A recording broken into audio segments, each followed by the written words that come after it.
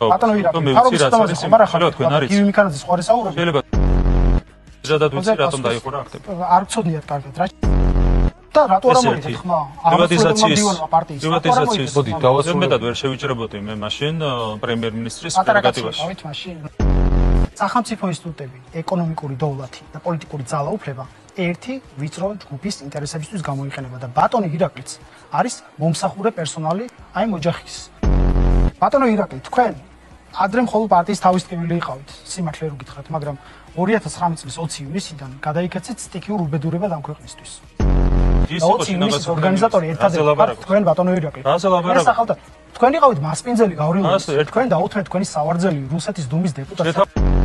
ხარიბაშვილსაც კი ბატონო ირაკლი თავის პოლიტიკურ ბიოგრაფიაში ჩასაწერი ის მაინც რომ ასოცირების შეთანხმებას მოაწერა ხელი და კანდიდატის სტატუსზე განაცხადი გააკეთა. თქვენ ჩაიწერთ მოსკოვის მექანიზმს ნაცემ ახალგაზრდობას მოწამლულ ადამიანებს. კაპარული მე ვიცი ერთი ადამიანი რომელიც ბაქოში ელოდებოდა 20 ივნის განვითარებულ მოვლენებს. ძალიან გთხოვთ, ნუ ღელავთ უბრალოდ ასაღელვებელია, ამაზე ასაღელვებელია.